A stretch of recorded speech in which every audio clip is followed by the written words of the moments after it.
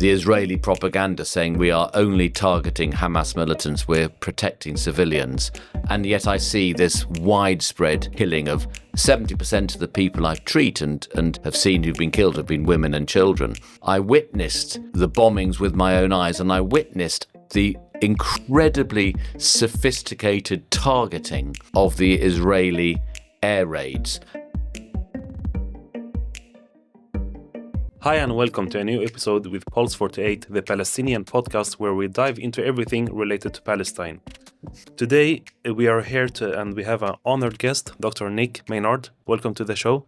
Thank you very much for asking me. I'm a pleasure to be here. It's a pleasure for us. You have just returned from Gaza 7 weeks ago, and not everyone can enter Gaza or go out from Gaza.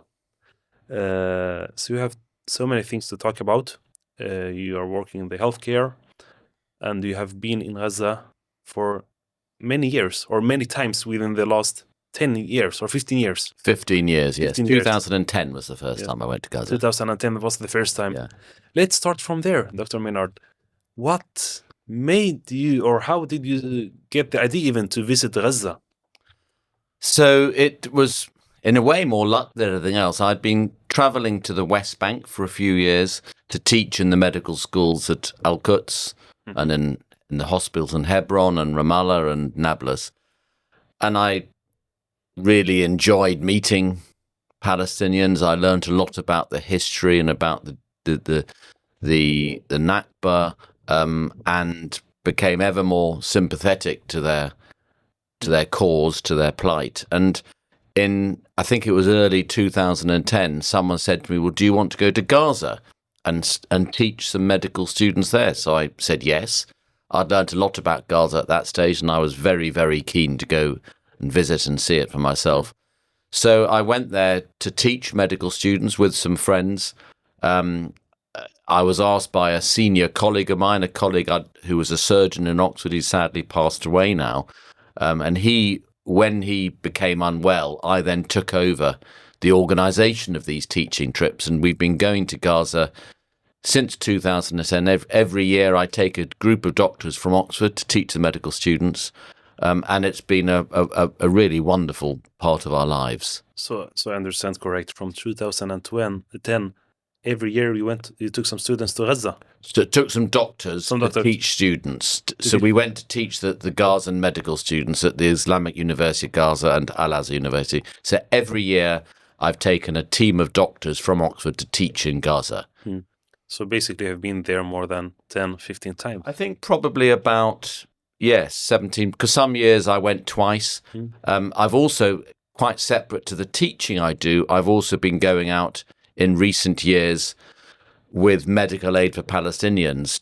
I'm a cancer surgeon in Oxford, so I've been going out there to teach and help them develop their cancer surgery services. So separate to the teaching, I also have been going out to carry out surgery, to teach surgery.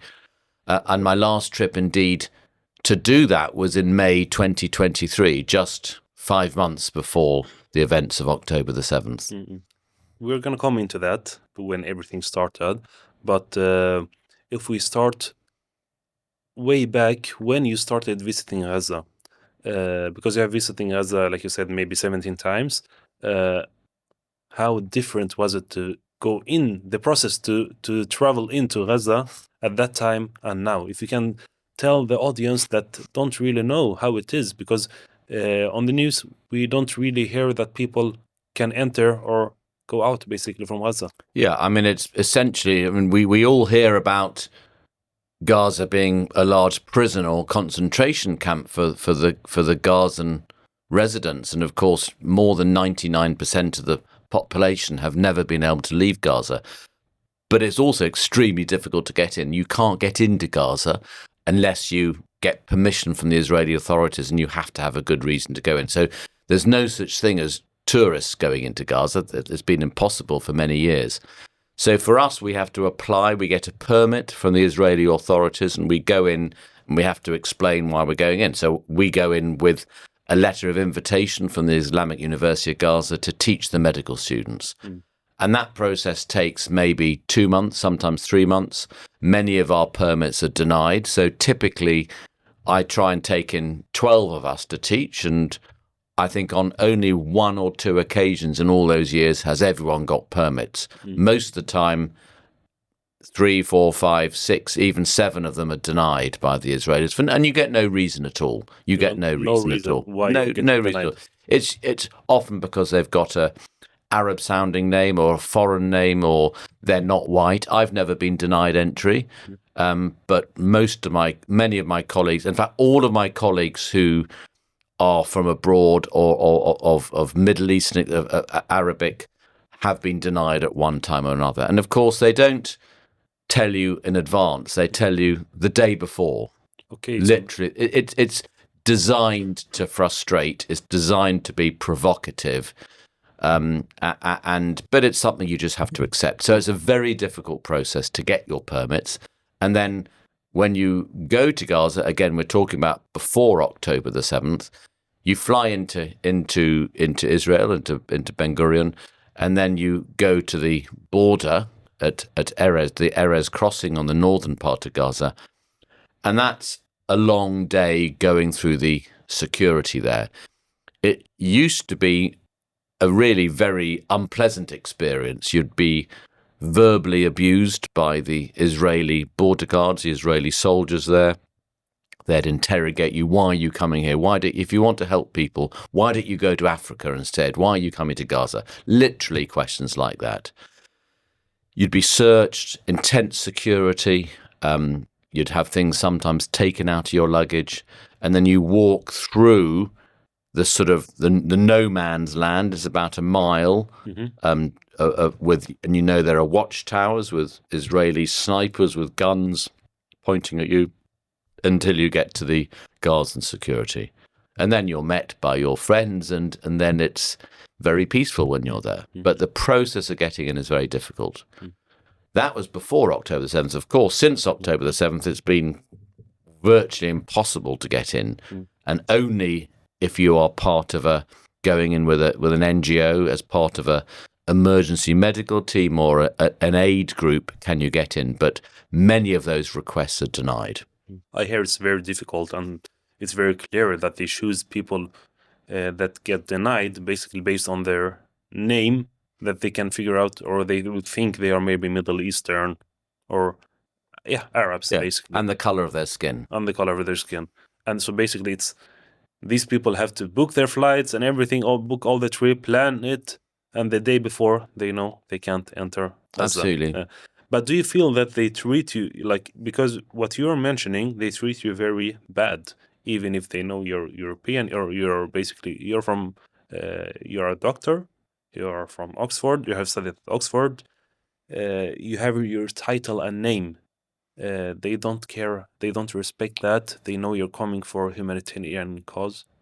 Yeah, I mean, in recent years, in the 3 or 4 years leading up to 2023, it was a much more gentle experience. The Israeli border guards were nicer to us. And it was a much smoother process. It's the early years; it was very difficult. But they still question why you're going in there. They don't. They don't explain why they're questioning. They don't sort of give any views. They just ask repeatedly, why are you coming here? Why don't you go to Africa? Go to Africa if you want to help people. How is it with your family accepting what you are doing? It's for sure hard for them because they know you're risking your own life, and you're risking your own life. You're going to a war zone where genocide is happening. How do your family take it? They take it well, and I don't think I could do this without their blessing. I mean, you're right. It is a very dangerous place. It is widely recognized to be the most dangerous place in the world to practice medicine in terms of risk to your own health. And you're entering a war zone. You're entering a place where there's non-stop bombings, non-stop shootings. You often are kept awake all night by the sound of bombs, by the sound of machine gun fights. So it's a very worrying time for my family, but I have a lot of support from all of my family. My wife, Fanula, is as passionate about the Palestinian cause as I am. She marches all the time. She protests all the time. She's She has a deep, deep passion and love for Gaza and Palestine, and I go with her full blessing. But of course, it's very difficult for her when I'm in Gaza, when she hears about the bombings, when there's no internet access, so she can't talk to me, she doesn't know what's happened.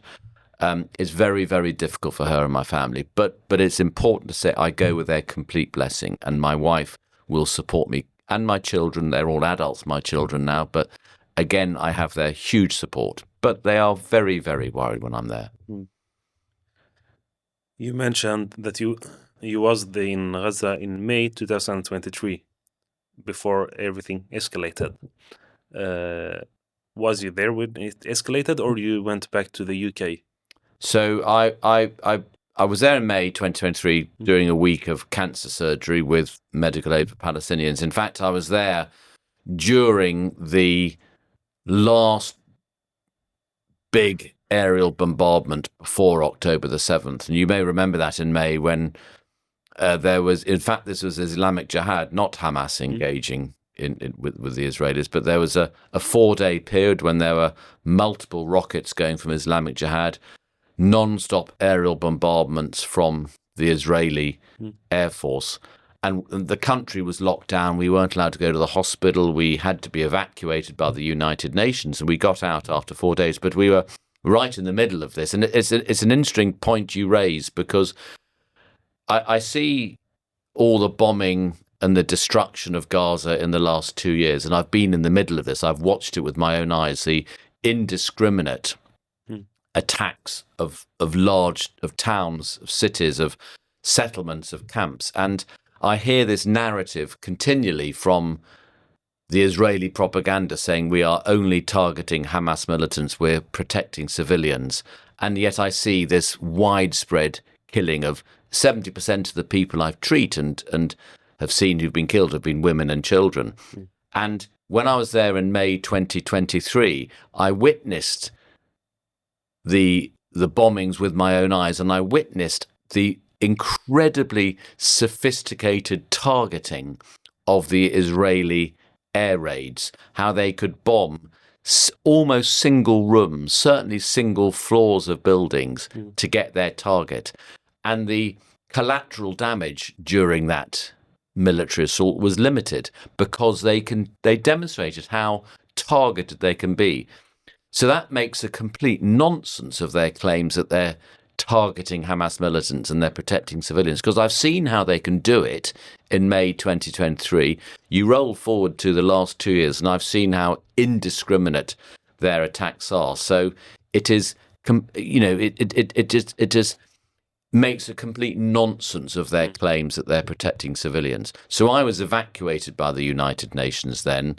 We had another trip planned for October the 21st. We had our tickets booked for October the 21st, 2023, to go in and do a week of cancer surgery. We had our flights booked, everything. And then October the 7th happened. So I said, I made it very clear to MAP, Medical Aid for Palestinians, I need to go and I want to go in the first possible chance with an emergency medical team. And indeed, we were the very first emergency medical team to go in there. You mentioned that when basically IDF, when they want to reach someone, a specific target, they can reach to him. Until today, we hear in the news when the Israeli politicians talking, they say, because Hamas is hiding there. They are under the hospital, because now we are talking about the medical. They are under the hospital. They are hiding in the schools, etc., etc.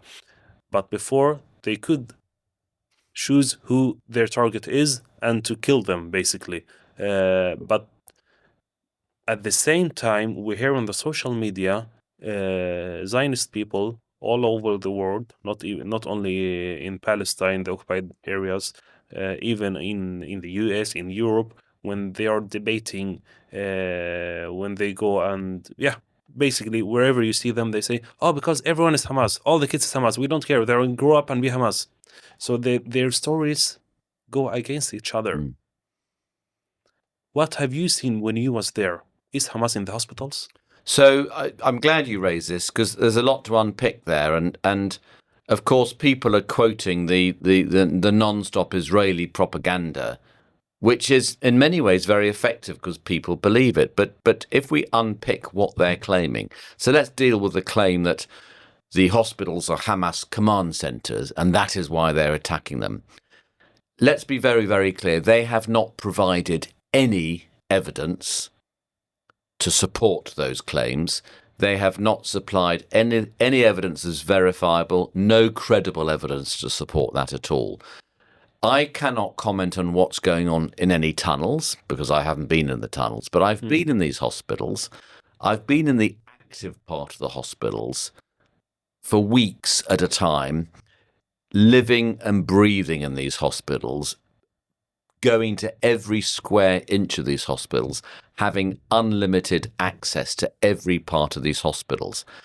And I have never seen any evidence of any Hamas militant activity there. More importantly than that, my close friends and colleagues, some of whom I've known for 15 years, who've worked, lived, breathed in these hospitals, have seen no evidence of that. I cannot say what's going on in any tunnels. I cannot say what's going on in a peripheral building 100 metres away from the main hospital. And we hear that hostages have been kept there. Maybe they have. I've no idea. What I can say with absolute confidence is that I, my other colleagues from abroad, and my friends and colleagues in Gaza have never seen any evidence of Hamas militants in the main functioning parts of the hospital. And whether or not they're in tunnels underneath, whether or not they are in outbuildings on the edge of the hospital compound, those are not the areas the Israelis are attacking. The Israelis are bombing the functioning parts of the hospitals. So 3 weeks ago, on August the 25th, when they bombed Nasser Hospital, they claimed, you will remember, that they were targeting a Hamas camera, Hamas and Hamas militants.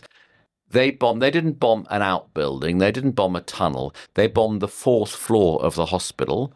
Now, that 4th floor of the hospital is where I was living for my month when I was there. Okay. It was just 5 meters away from our accommodation block.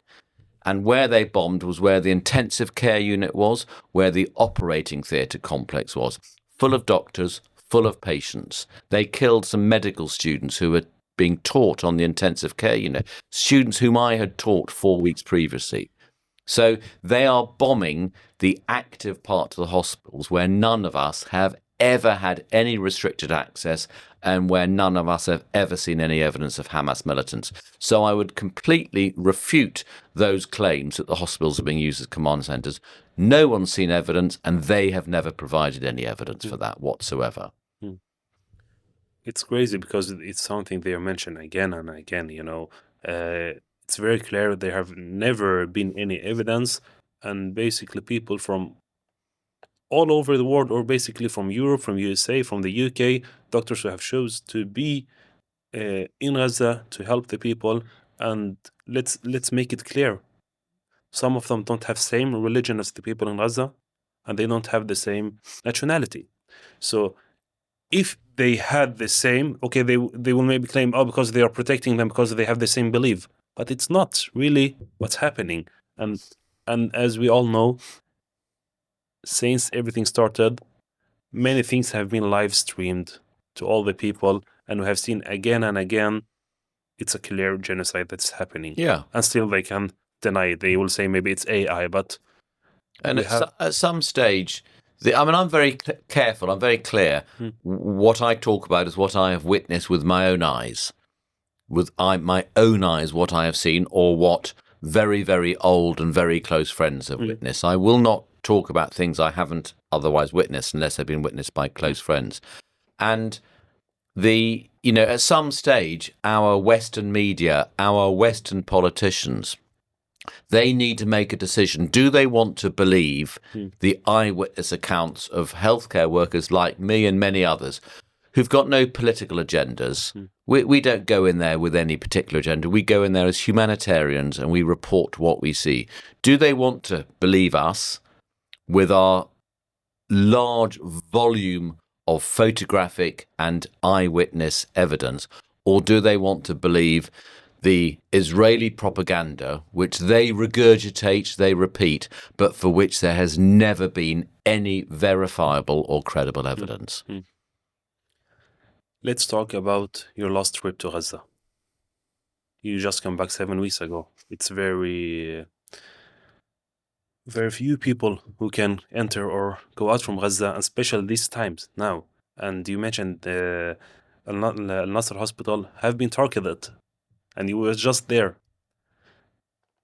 Tell us, what have you seen? How was it to work there? Like, let's go in. Now we are in the hospital.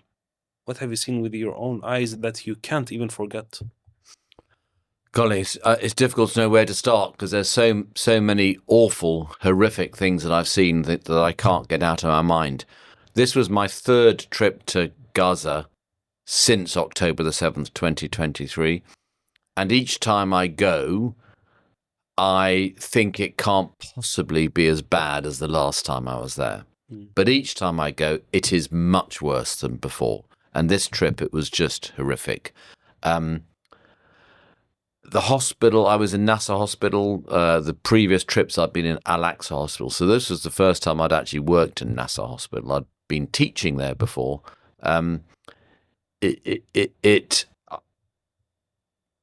There was every trip I've been, there's been non-stop bombings, non-stop mass casualties coming in with terrible injuries, terrible burns injuries, terrible explosive injuries, many of them children, many of them killed.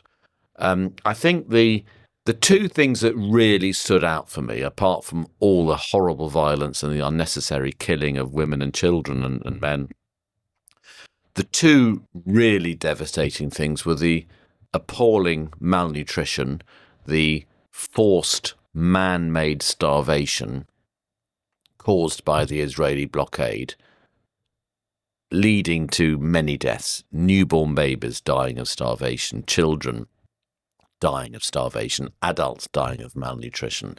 I saw many people die as a direct result of the lack of food. I can talk about individual patients. I can talk about Zainab, a little 7-month-old girl who, she wasn't my patient because I'm not a pediatrician, but I had surgical patients on the pediatric intensive care unit. So I used to visit them all the time, and I used to go and visit Zainab because she was such a helpless little baby. I used to meet her mother, her mother was so malnourished, she couldn't produce any breast milk. And little Zainab died 2 weeks after I got there. She died because there was no nutrition for her. There was no feed. And there was specifically no formula feed for her. And there was no formula feed because the Israelis were refusing to allow any of it to come in. And a week before she died, 5 days before she died, some American doctors came into Gaza. They came into Gaza with containers of formula feed in their luggage for people like Zainab, because they knew there was a shortage. And the Israeli border guards, the Israeli soldiers at the border, took out every container of formula feed. Every single container of formula feed was taken away, so they were not allowed to bring it in. And a week later, little Zainab died. I can talk about patients of mine who died because of lack of nutrition, and maybe we'll come on to some of those. But the malnutrition was just shocking, and I saw many people die. The other appalling thing that will never, ever leave my memory is the multiple shootings, the gun shootings of young teenage boys by the Israeli soldiers at the Gaza Humanitarian Foundation food distribution points. And that was quite shocking to behold. If we focus on the formula food, it's very clear that this kind of food is only for newborn babies. So no adults can have any use of it. So what's the reason that they don't let you take in this kind of food? Well, they never give any explanations. I mean, you're absolutely right. The formula feed cannot be used for anything other than feeding newborn babies. They never give any reasons. We never question them because we know if we question them, we may be denied entry. So we just have to take it and accept it. But we can speculate. But I mean, I can think of no reason whatsoever for them to take away the formula feed other than the clear deliberate policy of forced starvation. And that seems to me blindingly obvious. That's what they're doing. So basically, they know they are killing newborn babies. Yeah. It's very clear for them. Yeah. This is all part of their ethnic cleansing of Palestine. It's their whole... It underlies their whole policy. This is not about getting the hostages out. This is not about defeating Hamas. This is about ethnically cleansing Palestine. And by starving them and by destroying the infrastructure of the healthcare system, by destroying the educational system, by destroying the fishing industries, the agricultural industries, by destroying the whole infrastructure of living, they are forcing the Gazan population to want to leave. That's what they're doing. This is what this policy of starvation is about. They want the Gazans to be saying, we want to get out, to give them an excuse. How was a typical day for you in Gaza? They were usually pretty busy. You did have some downtime in between mass casualties and you rest when you can.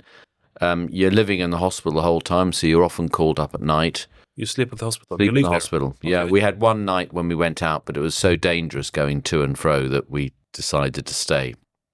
So you live in the hospital. And therefore you may get called in the middle of the night to go. And there's the living conditions are as good as they can make it, but there's 12 of us in a room. You can hear at one point the Israeli military were only 150 meters away, so you can hear the bombs, you can hear the machine gun fights. But if you have a quiet night, then you get up early. If you've brought some coffee with you, you can have a coffee, but there's nothing there for you. I brought some coffee bags, so I'd have a coffee in the morning. The only food you can get is one meal of rice a day, so there's no breakfast or anything like that. So everyone tends to bring things in, and I brought in, some protein bars, some cereal bars. In fact, I gave them all away on my first day because my Gazan friends and colleagues were literally starving. So there'd be nothing for breakfast, but I'd have a coffee. Then I'd go and meet my Gazan colleagues, and we'd go and do a ward round. Or we'd go to the operating theatre. There's operating to do, and the day would be spent seeing patients on the ward and operating, either operating on major trauma or often operating on patients who'd already had surgery once, and you were taking them back for more theatre, for more surgery because they were so malnourished. All the wounds were breaking down. They had terrible infections, terrible abscesses, so we'd have to take people back many times for further surgery.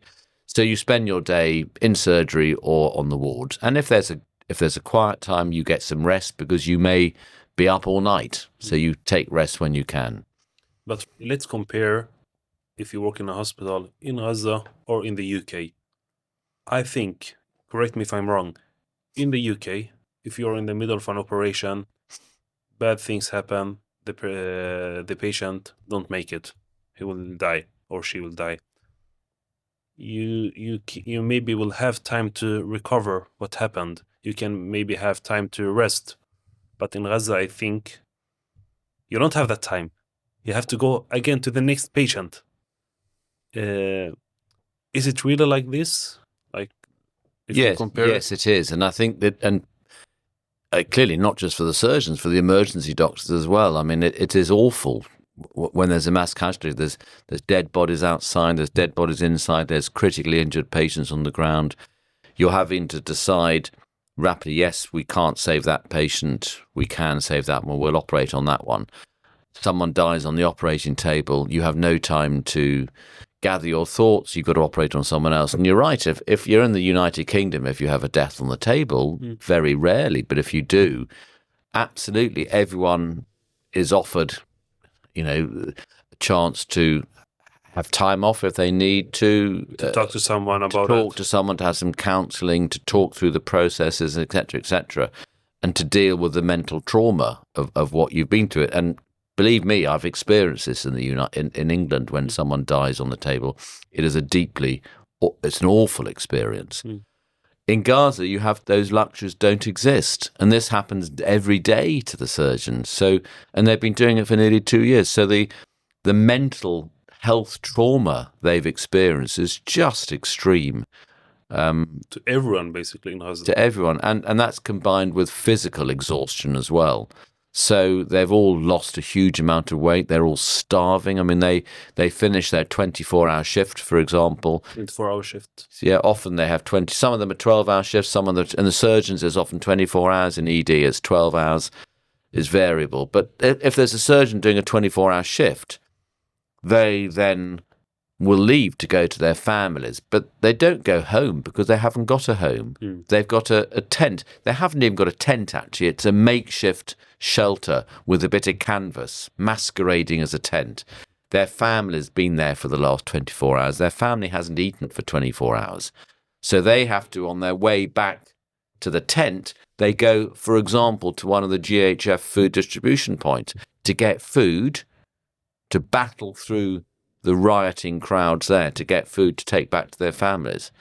And there's never enough food. So they're all starving. They're all losing weight. One colleague of mine who I hadn't seen for a year had lost 35 kilograms in weight. 35 kilograms? Yeah. Within a year? Within a year. And he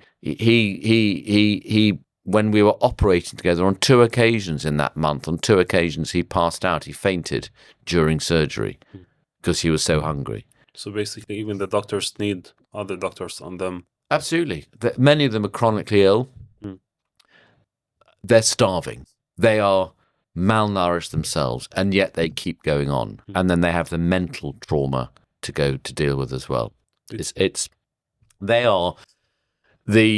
There are many reasons why I love Gaza, but the top of the list are the people.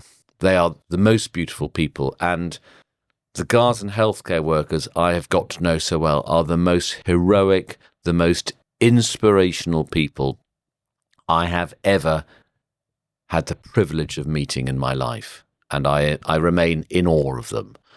And, you know, I was exhausted after 4 weeks. I lost 7 kilograms and I had more food than them. I lost 7 kilograms in 4 weeks and I was mentally and physically exhausted. They've had to deal with it 2 years and they carry on. They're not getting paid. They are truly, truly inspirational people. I wanted to ask you about this, but you mentioned it right now. They don't get paid, but they are still risking their own life to try to save other lives. This is what makes them so special. They're inspirational, heroic people. They're the most gentle, kind people. They have this deep, deep passion. Dr. Mohammed Saka, who's the director of nursing at Nasser Hospital, whom I know well, when I arrived at Nasser Hospital in June, he met us.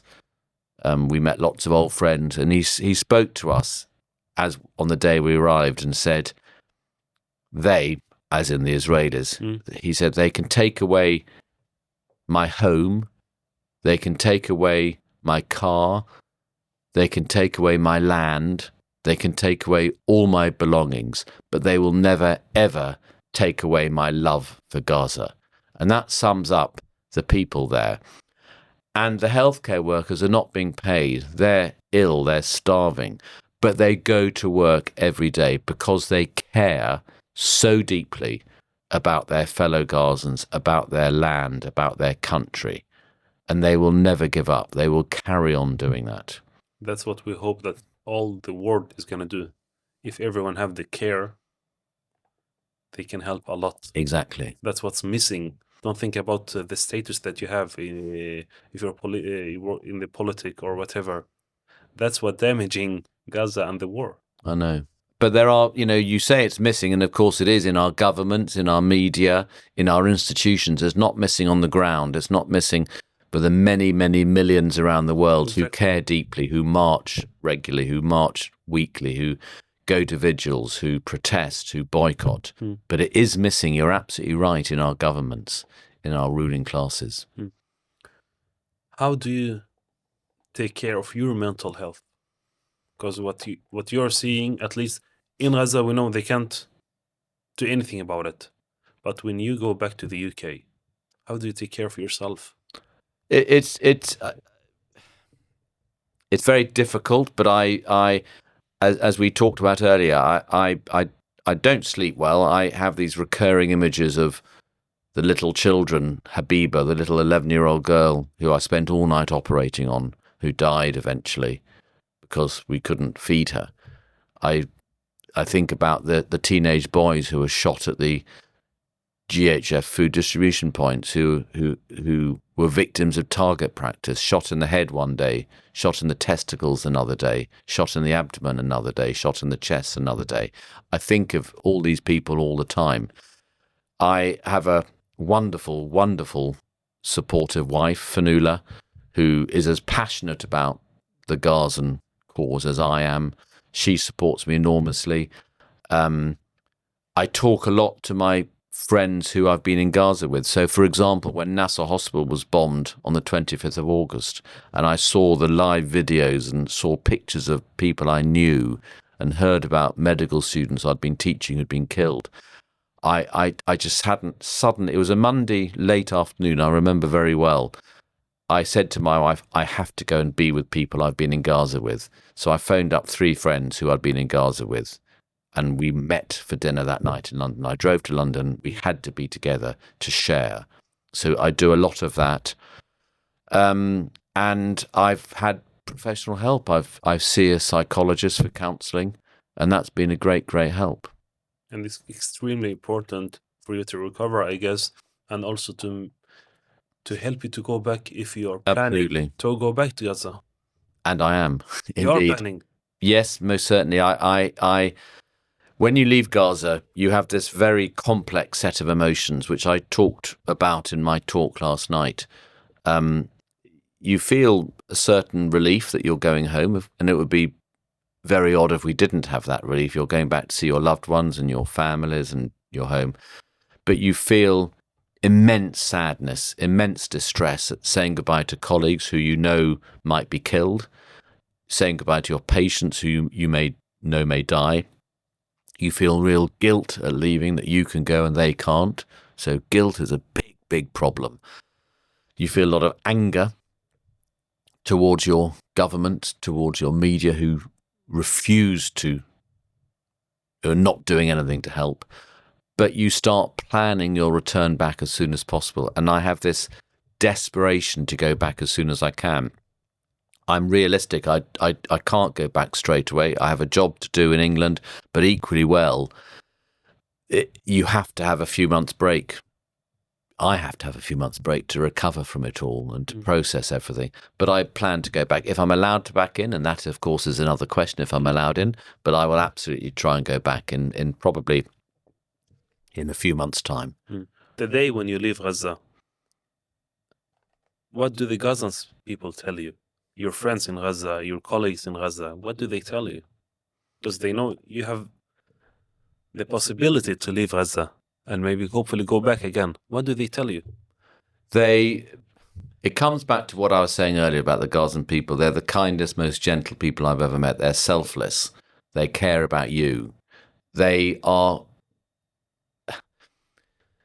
I sometimes find it difficult to understand this, but they say they're full of joy for us that we're going back to be with our families.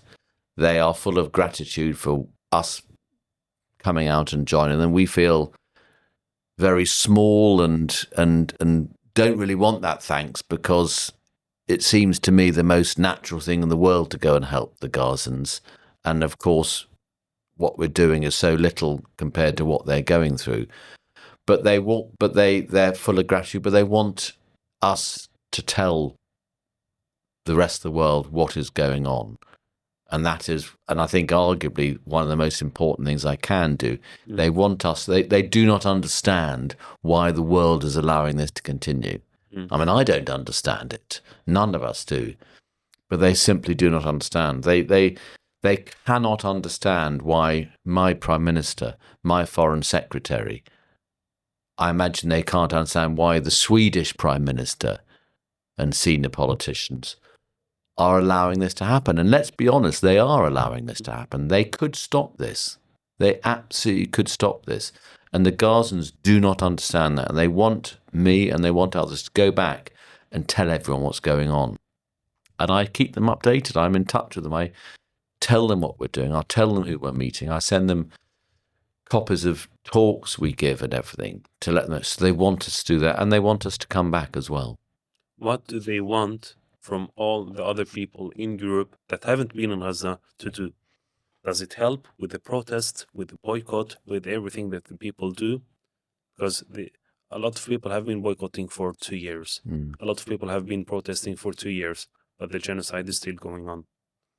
What do they need from all of us, from the audience that's listening to us now? They need us all to carry on. They need us to show solidarity with them. It means a lot to them.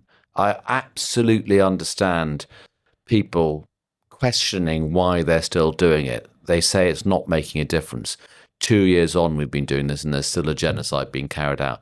I understand that, but it is making a difference.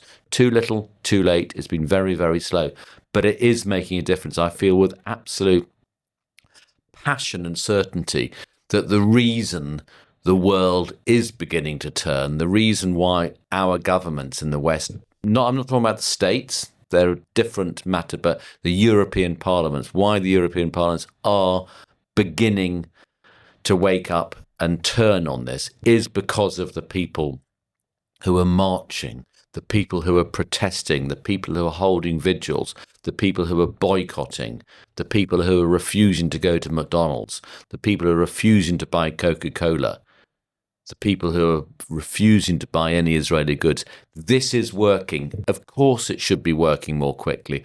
Of course our politicians should have woken up. But it is making a difference. And now, more than ever, when they're beginning to turn, now is the time to really increase, to up the ante, to carry this on, to do more and more. And our Gazans want us never to stop. They do not want us to get tired of doing this. They want us to continue. They cannot understand why our Western governments are complicit in this genocide. And the only people who can stop this through the governments, the only people are the people on the ground who are doing what we're doing. We have to continue.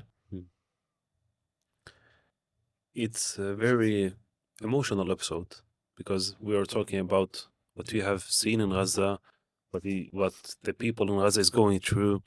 But since we try to let people know, on this show, that Palestine is so much more.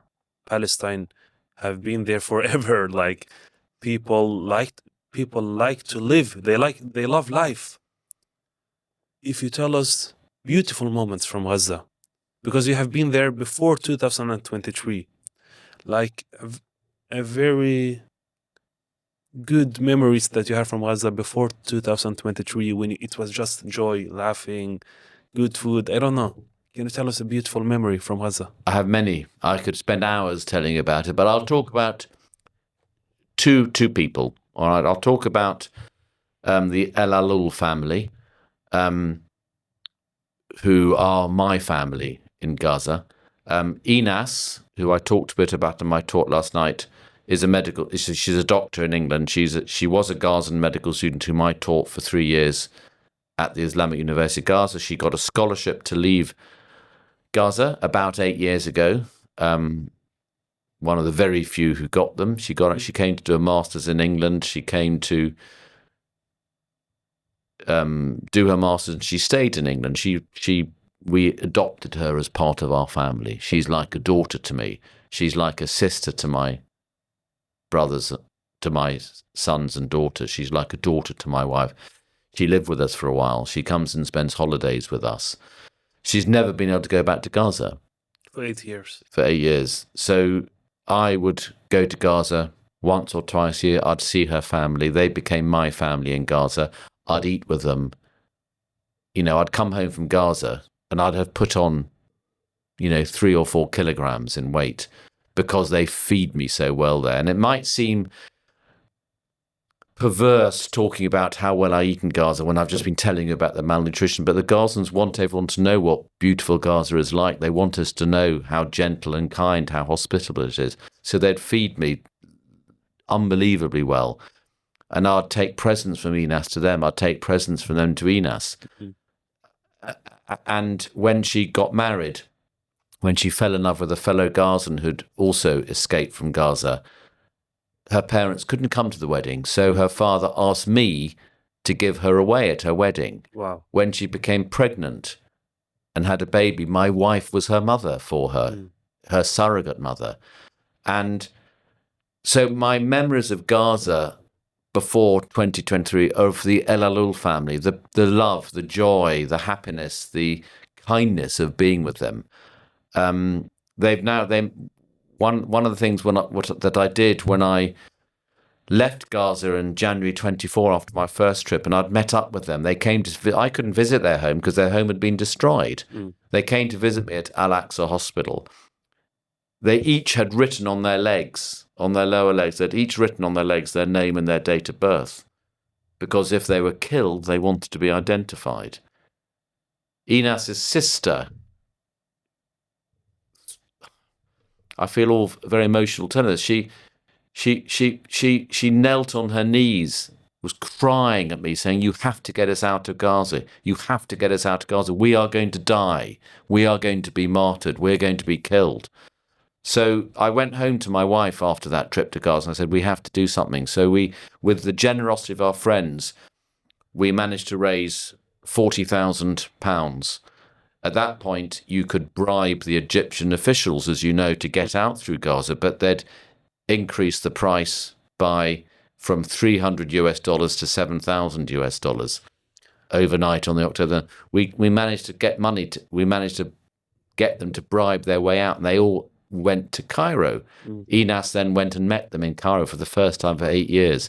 So my memories of Gaza beforehand are of people like that. And my great friend, Hami Salesi, the most inspirational doctor I've ever met, who's still in Gaza City. His kindness, I remember walking on the beach with him. I remember going swimming with him. I remember joyful occasions like that. I have so many happy memories of Gaza. And I hope with all my heart that we can go back and enjoy those times again. Usually, at every episode, I ask my guests, what's the favorite Palestinian dish you have tried? And a special thing with you is you have been in Palestine, you have been in Gaza. Is there a specific Palestinian dish that you have tried in Gaza that you just love? Absolutely. I love the Palestinian food. So makluba, and followed by kanafa. So the specific Palestinian dish and dessert. And absolutely. And when I return, each trip I go to Gaza, the last 2 times when I've returned, Inas and her husband, Rami, and their little daughter have come to stay with us. And Inas has cooked me makluba. So you ate it both in Gaza and in the She didn't cook me kanafa, so I told her off for that. But she cooked me makluba. So yeah, beautiful. The upside down dish. I love it. Last words, if you can say something to the people in Gaza. You usually see them. Hopefully you will see them again. But for the people that have families, I think everyone have family that they have lost. But to your colleagues that have passed away, what do you say to their family? If you look at the cameras and tell them anything from your heart. We will never forget you, my friends who have been killed in this appalling military assault by Israel. We will never forget you. You may have been failed by our governments, by our media, but you have not been failed by the people on the ground. You must remember you have such support. You have such support, people marching for you, attending vigils for you, speaking up for you. We will never, ever forget, and we will never stop doing this until there is peace, until the Israelis have been held to account for what they're doing, until our governments have been held to account for their complicity, and until you can return to your land and live in peace. We love you very much, and we will never, ever stop from trying to do what is right and what is just for you. Thank you for listening. Will Gaza be built up again? Yes. I genuinely believe that I think Israel will be allowed to continue its ethnic cleansing, and over the next few months, I think that they will continue devastating Gaza. I'm very sad to believe that. But I genuinely believe that in the long term, Israel will be held to account, that the rest of the world will end up supporting the Palestinian state, and that the Gazans, the Palestinians, will be able to return to their land and their homes. I genuinely believe that will happen. Thank you so much for being here today. Thank you for asking me. I greatly enjoyed it. Thank you.